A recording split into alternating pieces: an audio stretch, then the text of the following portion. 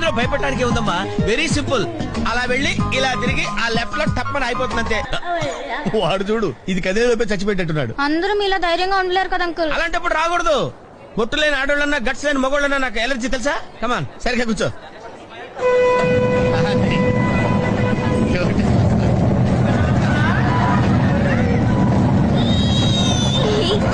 ఉందండి.